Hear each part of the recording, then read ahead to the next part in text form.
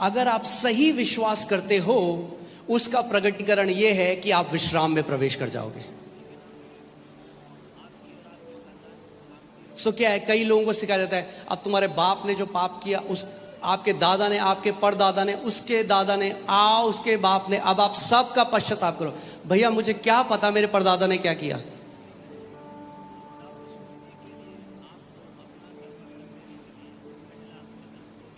कैसे करूं मैं पश्चाताप उन चीजों का? नहीं, ये श्राप आपके पीढ़ियों से आ रहा है। क्यों ऐसी शिक्षाएं? क्योंकि मसीह का ज्ञान नहीं है। क्योंकि आज भी पुरानी वाचा में जी रहे हैं और उसी के फल को भी खा रहे हैं। राइट? आप जानते हैं यूएस में स्लेवरी लीगल था, किसी को गुलाम बना के रखना लीगल था। आप लीगली किसी व्यक्ति को अपना गुलाम रख सकते थे और उनके साथ बिल्कुल जानवरों जैसा व्यवहार होता था। तो प्रेसिडेंट अब्राहम लिंकन, कितने लोगों को पता है अब्राहम लिंकन के बारे में? हाँ, सबको पता है। सो अब्राहम लिंकन आए और उन्होंने एक डिक्री निकाली, यानी एक घोषणा करी, जिसको बोला इमेंसिपेशन प्रोक्लेमेशन। और वो घोषणा जनवरी 1, 1863 1863 को हुई। और उस घोषणा में यह लिखा था कि आज से कोई भी व्यक्ति गुलाम नहीं रहेगा, सबको आजाद कर दिया जाए। क्या हुआ? यह घोषणा निकाल दी गई तो इलीगल हो गया अब गुलाम होना, क्योंकि सरकार ने, प्रेसिडेंट ने उस कंट्री के ये घोषणा कर दी। पर आप जानते हैं उसके 100 साल तक गुलाम थे लोगों के। आप जानते हैं क्यों थे वो गुलाम? क्योंकि उनको ज्ञान नहीं था कि हमारे लिए छुटकारे का वो डिक्लेरेशन हो चुका है। आज इतने सारे मसीह गुलाम हैं क्योंकि नहीं जानते कि क्रूस में यीशु मसीह ने कहा, इट इज फिनिश्ड, पूरा हुआ। आमेन। इट इज फिनिश्ड का मतलब इट इज फिनिश्ड।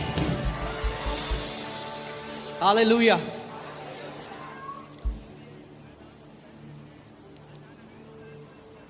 मैं आपको, इसीलिए मैं आज आपको टीचिंग दूंगा और मैं चाहता हूं आप ध्यान धरकर इस टीचिंग को सुने। और मैं ये प्रार्थना करता हूं परमेश्वर से कि पवित्र आत्मा ये प्रकाशन आज आपके दिल में प्रकट करे, कि आज के बाद आप कभी भी इस चीज की चिंता ना करो कि पीढ़ी दर पीढ़ी के श्रापों की वजह से हमारा जीवन ऐसा है।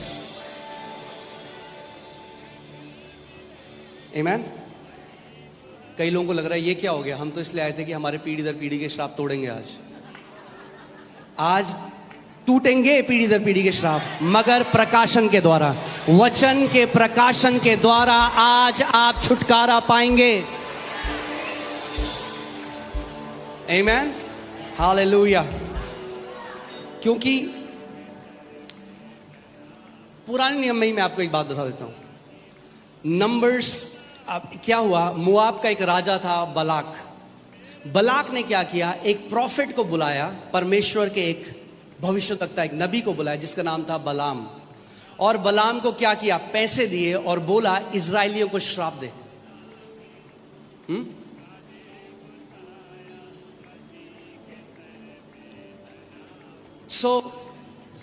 बलाम जो नबी है वो पहाड़ पे खड़ा हो गया और देख रहा है इजराइलियों को।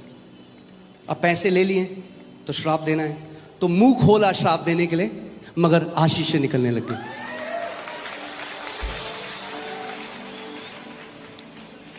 देखिए गिनती 23:11 में क्या लिखा है, तब बालाक ने बिलाम से कहा, तूने मुझसे क्या किया है? क्योंकि पैसे ले लिए थे। अब राजा बोला, ये क्या किया तूने, पैसे भी ले लिए?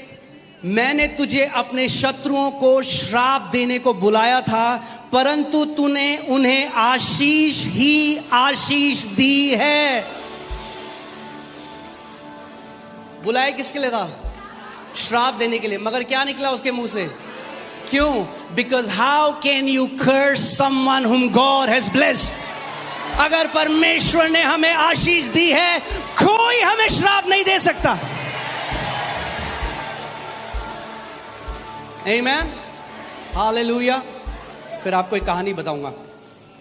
देखिए ऐसा क्यों हुआ कि उसने मुंह खोला श्राप देने के लिए मगर आशीष दी। व्यवस्था विवरण 23:5, परंतु तेरे परमेश्वर यहोवा ने बिलाम की ना सुनी, किंतु तेरे परमेश्वर यहोवा ने तेरे निमित्त उसके श्राप को आशीष में बदल दिया, इसलिए कि तेरा परमेश्वर यहोवा तुझसे प्रेम रखता है। इंग्लिश बाइबल में लिखा था नहीं है, उसका अनंत है, प्रेम रखता था नहीं है।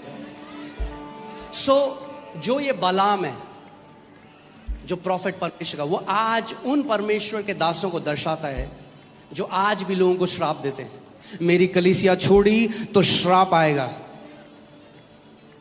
टेंशन फ्री हो जाओ, परमेश्वर उसके श्राप को आशीष में बदल देगा।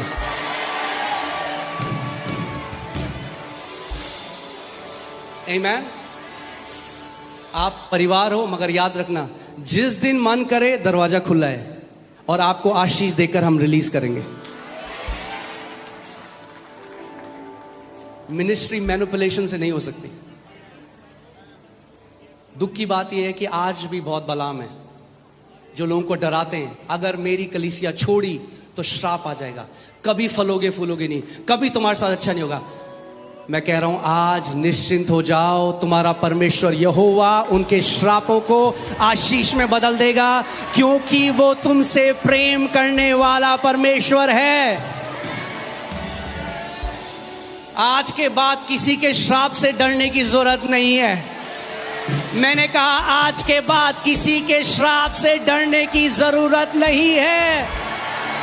Your Father is turning every curse spoken against you into a blessing and a blessing and a blessing in your favor. Amen. Hallelujah. जितना वो श्राप देंगे उतना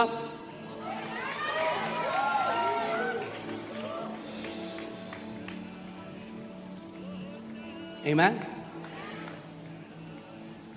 मगर अगर आपने मान लिया और आप उस डर के अंदर आ गए, क्योंकि डर एक दुष्ट आत्मा है, तो आपके साथ वही होगा जो वो कहते हैं। इसीलिए हमें जाननी है हमारी मिरास मसीह में क्या है।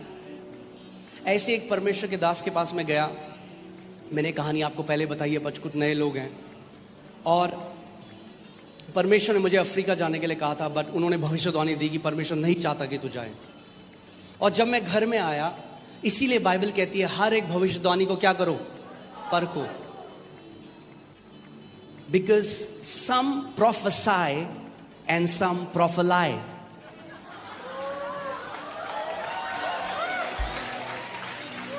And you have to learn to discern it, prophecies and prophelies.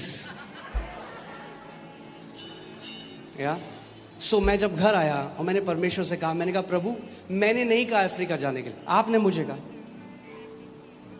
अगर आप बोलोगे तो मैं नहीं जाऊंगा। परमेश्वर ने कहा तू मेरी आवाज पे विश्वास करेगा एक मनुष्य की। मैंने कहा प्रभु आपकी। प्रभु ने कहा जा मैं तेरे को भेज रहा हूं। सो मैं गया, जो उन्होंने कहा था ये हो जाएगा, वहां बुरा हो जाएगा, ये हो जाएगा, वो हो जाएगा, कुछ नहीं हुआ। बहुत ही बढ़िया टाइम रहा।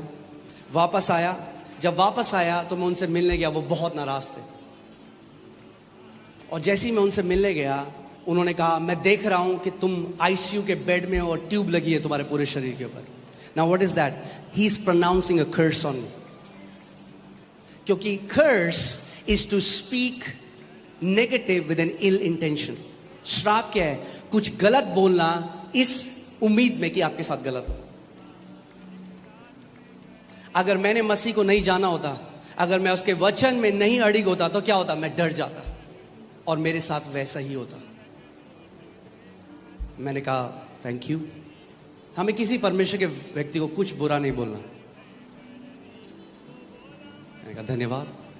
मैं उनके घर के बाहर निकला, जैसे ही दरवाजे के बाहर निकला, मैंने कहा in the name of Jesus I reject every evil word spoken against me in Jesus' name. I declare I will live a long life and God will bless me.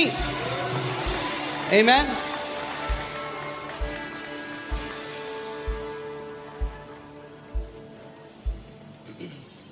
केवल अगर कोई बोल दे यहोवा कहता है, इसका मतलब ये नहीं कि यहोवा कहता है, क्योंकि वही यहोवा आपके अंदर भी रहता है। सो आपको परखना सीखना है। और मेरा दोस्त उसी व्यक्ति के पास गया और उन्होंने कहा, मैं देख रहा हूं तुम्हारा कल एक्सीडेंट हो रहा है, तुम्हारी हड्डी टूट रही है। क्या हुआ? अगले दिन एक्टिवा चला रहा था, गिरा और उसकी हड्डी टूट गई। क्यों? ऐसा क्यों हुआ? मेरे साथ नहीं हुआ, उसके साथ हुआ। मैं आपको क्या कह रहा हूं? The power behind a curse depends upon the person, if you will believe it और नॉट।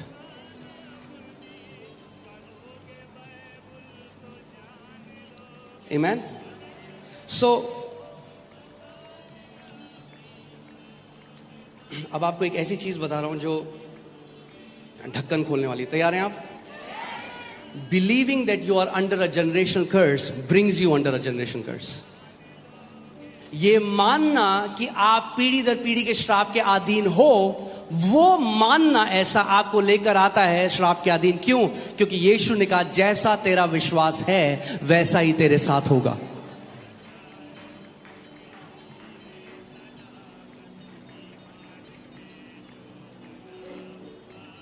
एक परिवार है, मैं उनसे मिला, बिल्कुल नए मसीह में आए। उनको मेरे ख्याल से 15 दिन हुए थे और वो मेरे पास आए, बोले, पास्टर जी, मैं कहीं गया था प्रचार करने किसी दूसरे शहर में। बोले, पास्टर जी, हमारे श्राप तोड़ दो पीढ़ी दर पीढ़ी के। मुझे इतना बुरा लगा वो सुन के। मैंने कहा, प्रभु, जिस भी व्यक्ति ने इनको शिक्षा दी, इस व्यक्ति ने इनको करप्ट कर दिया। और वो दोनों हस्बैंड वाइफ, दोनों की डेथ हो चुकी है आज।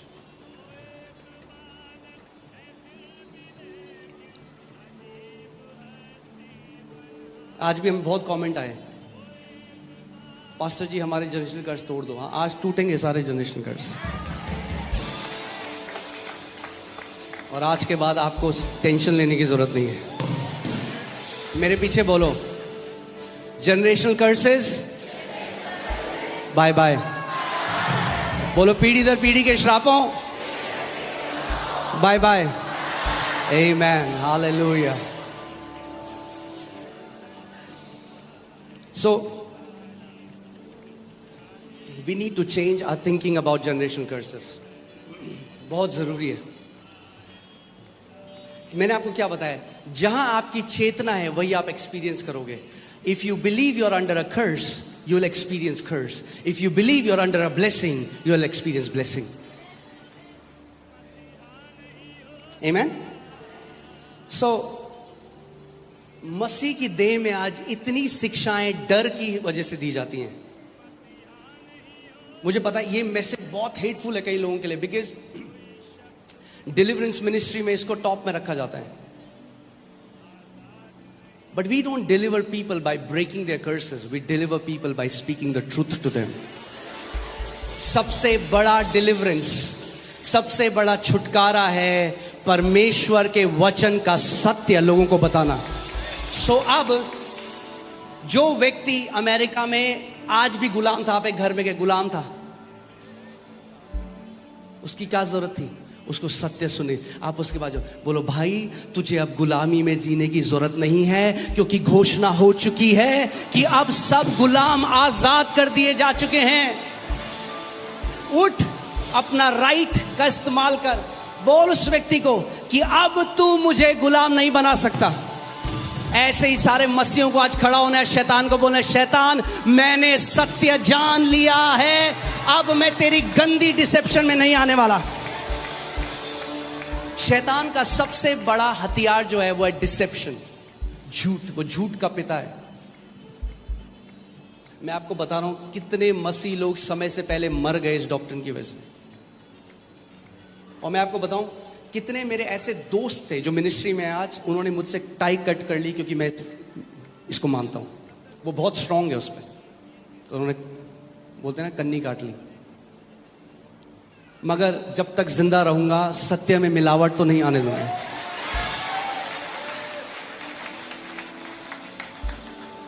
आमेन। सो हम लोग इंडोनेशिया गए एक फैमिली से मिलने, वो हैवी थी इसके ऊपर, जनरेशन कर्स। हमने एक अच्छा सा सूट उनके लिए लिया, हम उनके घर गए, हमने उनको सूट दिया, तो उन्होंने सूट ऐसे देखा, बिस्तर में रख दिया। कह रही, ये देख रहे हो आप, इसमें एक दुष्ट आत्मा का चेहरा दिख रहा है, इस जो कढ़ाई हो रही है। ये होता है उन मसीहों का हाल, उन्हें हर जगह दुष्ट आत्माएं दिखाई देती हैं। क्यों?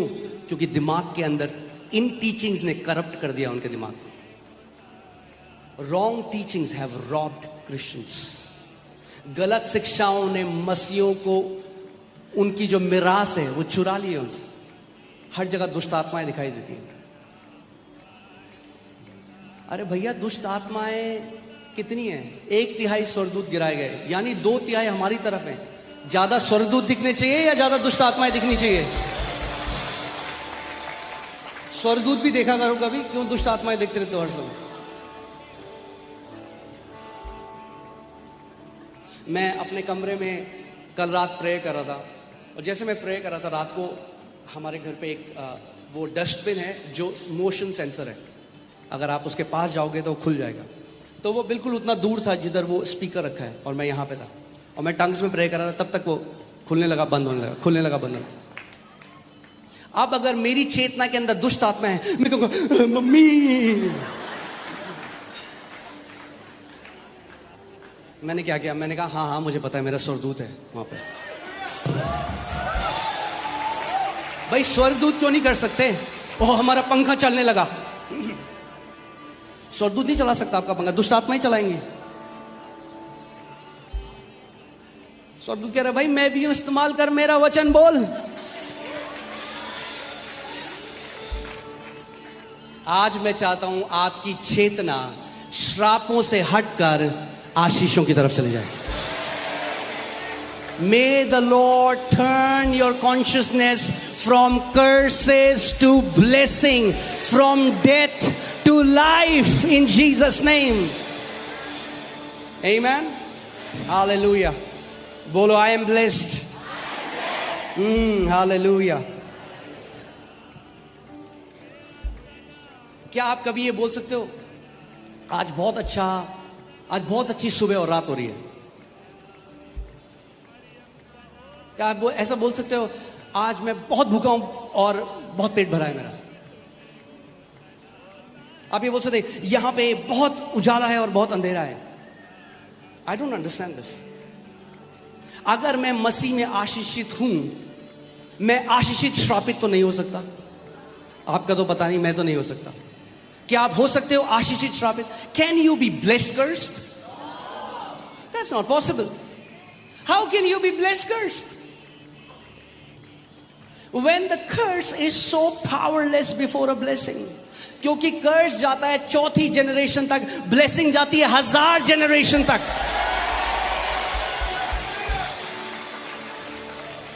Curses are powerless because of what my Savior Jesus did on the cross of Calvary. Amen. श्राप में कोई सामर्थ नहीं, क्योंकि यीशु मसीह क्रूस पे गया। हालेलुया। ओ ग्लोरी। सो मैं फिर से रिपीट करता हूं, believing that you are under a generational curse brings you under a curse. क्या? ये मानना कि आप पीढ़ी दर पीढ़ी श्रापों के अधीन हो, ये मानना आपको श्रापों के अधीन लेके आ। Because in the new covenant it's about believing. If you believe the truth you will experience the truth. If you will believe the lie you will experience the lie. मैं आपको बताता हूं, एक बारी एक फनी स्टोरी आपको बताता हूं। हम लोग नया मैं प्रभु में आया था, और हम लोग, मेरा एक दोस्त है, उसकी छत में हमने सोचा हम नाइट स्टे आज करेंगे। 5-6 लड़के थे, नए यूथ टीम में थे चर्च में। कलीसिया के बाद हमने सोचा आज हम रात को यहाँ सोएंगे, तो सब वहाँ सो गए।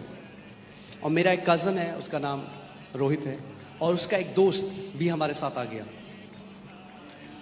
और मैं और मेरा फ्रेंड है, हाँ मैं बड़ा शरारती होता था उस समय में, तो हमने आंखों आंखों में एक स्टोरी बनाई थापा की।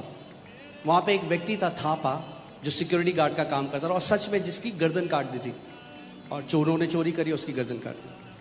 तो हम आपस में हम झूठ झूठे बोलने लगे उस टाइम। अभी अभी अभी ऐसा नहीं करना, ठीक है? उस टाइम में जब मसीह में मैं बिल्कुल नया नया आया था, सो हरकतें वैसी थी। सो मैंने बोला अरे यार रात को यहाँ सो रहे हैं, थापा आ गया तो मेरा कज़न बोला थापा कौन? हमने कहा एक व्यक्ति है थापा, उसकी गर्दन काट दी थी यहाँ पे और वो आज भी आता है अपनी गर्दन हाथ में लेके ऐसे। तो मेरा भाई कह रहा ऐसे बोल रहा है। मैंने कहा भाई मत मान, सच्ची बात है। अच्छा, जब मैं ये बोल रहा हूँ तो बगल में एक लीची का पेड़ था, तो उससे कुछ गया होगा, बिल्ली गई होगी या कुछ भी गया होगा, ऐसे एकदम पत्ते हिले बड़ी तेज। तो हमने ओ थापा आ गया, थापा।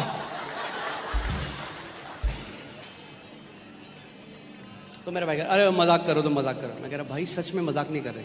फिर जिसका घर था उसने कहा मैं नीचे सोने जा रहा हूँ, तो चला गया। हमने कहा देखा उसका घर है, वो नहीं सो रहा हमारे साथ।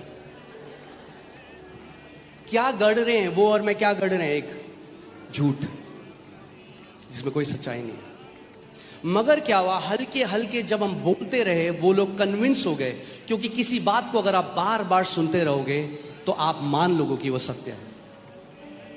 इसीलिए बार बार सत्य को सुनना बहुत जरूरी है। तो क्या हुआ, जब बार बार हम उस बात को बोलते रहे, जो मेरे कजन का जो दोस्त आया था वो मान गया कि सच में ऐसा है। और झूठ का प्रकटीकरण क्या हुआ, उसको वॉमिट्स आने लग गए। Fear will paralyse you, fear will bring symptoms in your body. करने लगा, मेरी तबीयत खराब हो रही है, मुझे ऐसा लग रहा है मेरे को सांस नहीं आ रही है। What happened? Was there any truth? क्या कुछ सच्चाई थी जो हमने कहा था? नहीं। मगर क्योंकि उसने एक झूठ पर विश्वास किया, वो झूठ को एक्सपीरियंस करने लगा। अगर आप झूठ पर विश्वास करोगे, अरे पास्टर आपको नहीं पता, मेरे परदादा शराब पीते थे, मेरे पापा भी शराब पीते थे, देखो मैं भी शराब पीता हूं आज। ये जेनरेशन कर्स नहीं है, ये जेनरेशनल पैटर्न है। क्योंकि देखा आपने बचपन से, जो what you behold you become. अगर एक परिवार में जहां पे कलेश होता है और एक वाइफ है जो अपने हस्बैंड को ऑनर नहीं करती, उल्टा सीधा बोलती है, और बच्चे पैदा हुए, एक बेटी भी, उसने ऐसे देखा, उसकी नजर में ये है रिश्ता एक हस्बैंड वाइफ का। उसने देखा ऐसे एक बीवी अपने पति से करती है, जब उसकी शादी हुई वो भी वैसी करती है। फिर बोला देखो श्राप है। अरे श्राप नहीं है, वो जेनरेशनल पैटर्न है। रेदर देन हम लोगों को सिखाएं कि सत्य क्या कहता है, हम कह रहे हैं आओ हम तोड़ते तोड़ो, टूटता ही नहीं है। टूटेगा कैसा जब है ही नहीं कुछ। मैं कहूंगा ये नारियल है यहां पे, तोड़ो नारियल, आओ तोड़ो।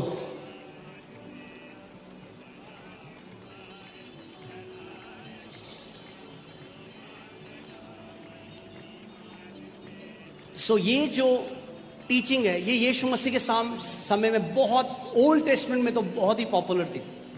हर कोई मानता था कि इस हमारे हर किसी के साथ जो बुरा हो रहा है वो इसलिए हुआ क्योंकि बाप दादा के जो पाप हैं वो हमारे ऊपर आ रहे हैं। आमीन। काफी शांत हो आप लोग। हालेलुया। देखिए यिर्मयाह 31 उसकी 29 से 31 में क्या लिखा है, मैं इंग्लिश में इसको पढ़ता हूं। In those days they shall say no more, the fathers have eaten sour grapes and the children's teeth are set on edge. ध्यान से सुनो, इन दोज डेज, हिंदी में लिखा है उन दिनों में वे फिर ना कहेंगे पुरखों लोगों ने तो जंगली दाग खाई, जंगली दाग नहीं खट्टी दाग खाई, परंतु उनके वंश के दांत खट्टे हो गए। ये क्या है उस समय में, क्या ये किसको दर्शाता है? जेनरेशनल कर्स को, कि पिता ने खट्टा खाया और दांत किसके हुए खट्टे? बच्चों के। यानी जो पिता ने किया भोगा किसने? बच्चों ने और उनके बच्चों ने। मगर परमेश्वर कह रहा है उन दिनों में, यानी कोई दिन है जिसमें अब ये प्रोवर्ब, ये कहावत नहीं कही जाएगी कि पिता ने खट्टा खाया जंगली दाल खाए हुए, बच्चों के दाल खाते हुए। और कौन से दिन है वो? 31st। Behold, the days are coming, says the Lord, when I will make a new covenant with the house of Israel and with the house of Judah. Hindi में लिखा है, ऐसे दिन आने वाले हैं जब मैं इस्राएल और यहूदा के घराने से नई वाचा बांधूंगा। यानी नई वाचा में ये नहीं कहा जाएगा कि बाप ने खट्टे अंगूर खाए और बच्चों के दांत खट्टे हो गए।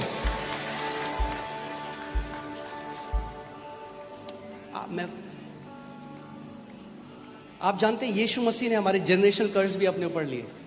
आप जानते हैं कैसे? यहां पर ध्यान से देखिए, इंग्लिश में क्या लिखा है? सावर ग्रेप्स।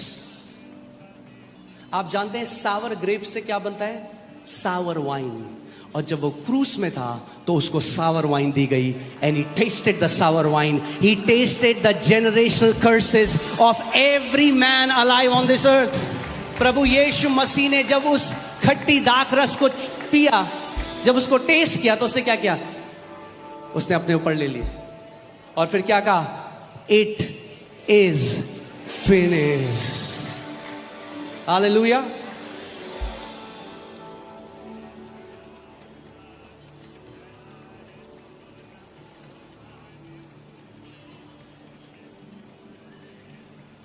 इसीलिए इतना अटैक होता है जब आप इसमें बोलते हो, because there are many ministries जिनकी फाउंडेशन जनरेशन कर, अगर वही बोल दिया नहीं है तो फिर क्या होगा? कुछ नया शुरू करना पड़ेगा। इतना ज्यादा लोगों को सिखा दिया, श्राप श्राप श्राप श्राप श्राप। एक ऐसे ही एक टीचिंग है बहुत कॉमन कि हर किसी के अंदर दुष्ट आत्मा होता है। और एक प्रचारक हमारी कलीसिया में आए और उन्होंने बोला हर किसी के अंदर कोई ना कोई दुष्ट आत्मा। मैं खड़ा हुआ, मैंने कहा मेरे अंदर नहीं है, इनके अंदर होगी। जैसे आप, परमेश्वर का वचन कहता है, क्या तुम नहीं जानते कि तुम पवित्र आत्मा का मंदिर हो और परमेश्वर का आत्मा तुम्हारे अंदर वास करता है? शो मी वन स्क्रिप्चर, एक आयत जिसमें लिखा है हर किसी के अंदर दुष्ट आत्मा है।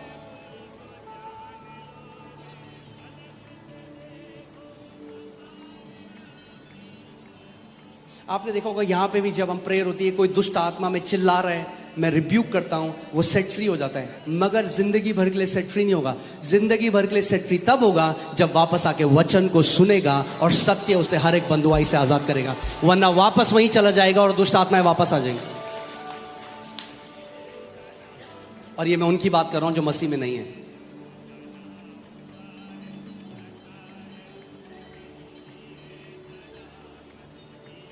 आमीन। आपकी आज हमारी खोज क्या है कि प्रभु यीशु जो तूने किया, मुझे उसका प्रकाशन दे कि मैं फुली रेवलेशन जान सकूं जो यीशु मसीह ने हमारे लिए किया। अरे बाइबल कहती है God is not imputing sins to any man any more. परमेश्वर नए नियम में अब हमारे पापों का लेखा जोखा नहीं लेता। अरे जब मेरा पाप का लेखा जोखा नहीं ले रहा तो मेरे परदादा का क्यों लेगा?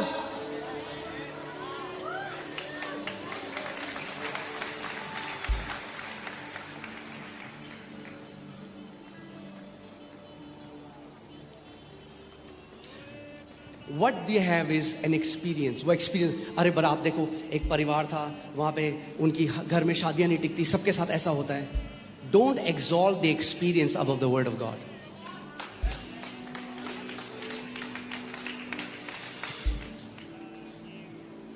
हम एक्सपीरियंस को ऊपर रख के नहीं कहते कि एक्सपीरियंस है तो वचन है, नहीं, वचन के हिसाब से एक्सपीरियंस है।